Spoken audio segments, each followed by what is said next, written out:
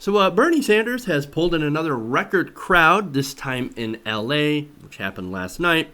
The Sanders campaign, which cited Los Angeles Memorial Sports Arena officials, so the officials made an official count, said that 27,500 people were either inside or outside this venue in an overflow area in order to listen to Senator Sanders speak.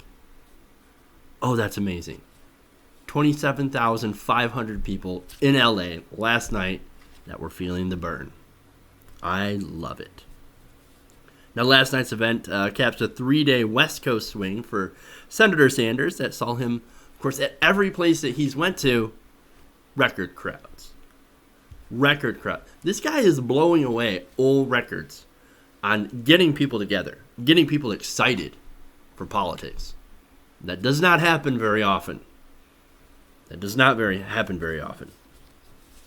Now, on Sunday night, 28,000 people attended a Sanders rally in Portland, which was the largest crowd so far for any political event in the 2016 cycle. This guy just keeps breaking records everywhere he goes. Now, whether or not he can turn these crowds into votes, well, that's a question that I keep hearing, and a question that a lot of people seem to be asking. I certainly hope he can. I want to be optimistic because, let's be honest, I don't want another Clinton-Bush matchup. Do you? Do you want Clinton-Bush? I don't. I mean, if that's what you want, that's great. You know, it looks like that you might just get that. But for those of us who want something different, Sanders, and even Trump, alternative. I'm not saying vote for Trump. I'm just saying that on the GOP side, people are looking for an alternative to Bush. Anybody but Bush, they say. And, of course, anybody just happens to be Donald Trump. Might want to choose something a little different. But, hey, you know what? Oh, well. As I said, I'm not in favor of political dynasties. And to me, Hillary Clinton is not progressive enough. She's centrist Democrat, sort of liberal on some issues, but also establishment, center-right, conservative. You know, she's just not my kind of progressive.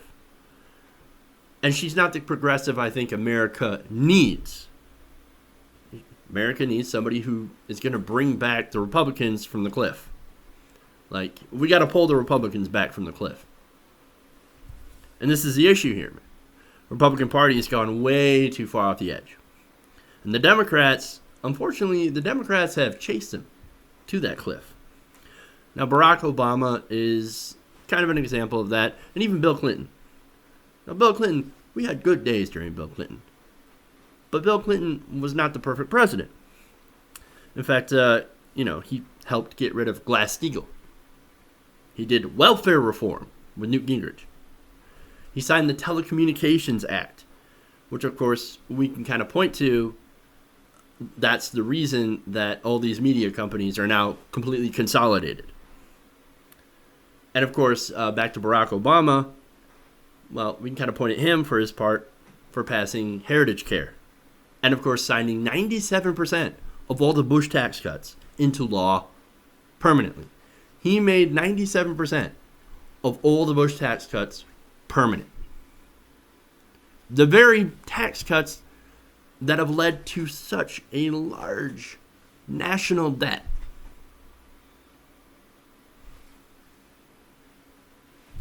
When you take all the Republicans' positions, where do they have to go? Where can they run to? Well, they have to run further to the right, just to distinguish themselves away from the Democrats. Now, Republicans. All right, Republicans. Look, ever since the party switch, conservatives. Let's just drop the label Republicans for a moment here. Conservatives have always been the party of big corporations. And look, business needs representation. I get it. They deserve a spot at the table. But liberals, along the way, or I should say the Democratic Party as of now, is now also a party of big corporations. Now, they both agree nowadays, neoliberal, neoconservative, that giving more money to CEOs and big business is awesome. Well, let's keep shoveling money towards the 1%. Because then it'll trickle down, right? Well, the only thing that's trickling down is something on our heads. And it ain't money. The wealthy have, of course, been getting a larger and larger share of money, bigger slices of the pie, and the rest of us has been screwed over. We've been fucked. We're not getting any of that. We're not seeing any of that wealth that's been generated as of late. And what we need Bernie Sanders to pull the Republicans back, away from that. We need a difference on economic issues. Now, for those of you who think that I'm saying that, Republicans and Democrats, the same thing. No, they're not. Social issues, they're miles apart. The Republican Party has been taken over on social issues by the religious fundamentalist right. So they're way different on social issues. So anybody who thinks that I'm saying that they're the same is an idiot. You haven't been listening to what I've been saying. Clean the gunk out of your ears. I'm not saying that they're both the same kind of party. But on economic issues, they both do favor big corporations. Republicans more so. But so do the Democrats. And that's the problem here. Okay, that's one of the things Sanders is out there doing. He's trying to reverse that. But let's get one thing straight, too. Sanders isn't some radical communist, as some people like to try to paint him out to be. In the American context, he is very left-wing. But you have to remember, our context is very skewed. In the American context, he's super left-wing. But in the European context, it's different. In fact, he's championing the very types of policies that once made America one of the best countries in the world. One of the strongest in the world. So good, in fact, that there's countries in Europe adopted our model. You know, including some of our former enemies. Germany. And of course, you have countries like Finland, Sweden, Norway, the Netherlands. They're all doing incredibly well using these policies. Because of these policies. They're the happiest countries in the world. And they're incredibly productive. Their citizens are happy, they're productive. Their safety nets, everybody's taken care of. Well, what are we doing? America's the richest country in the world.